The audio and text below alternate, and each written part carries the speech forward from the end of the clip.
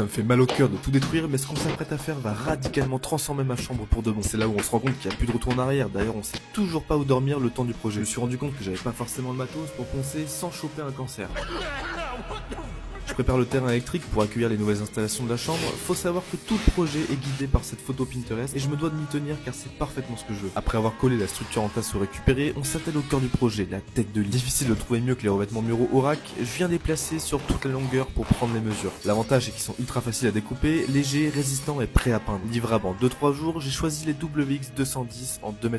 50% matière recyclée et 50% d'origine naturelle, un régal pour la planète. Pour créer un côté classique haussmannien de gros bobos parisiens, on vient coller et jointer différentes simèzes de chez Aurac également. 2 couches d'un bleu magnifique vont donner du caractère à cette pièce, ajoutées au revêtement de la tête de lit peint de la même couleur qui viennent se placer après les découpages pour l'intégration des prises. Ce qui va vraiment clôturer l'ambiance de cette chambre, ce sont les moulures au plafond. J'ai toujours rêvé d'en avoir et c'est enfin possible malgré mon petit cerveau de macaque qui comprenait pas comment les découper.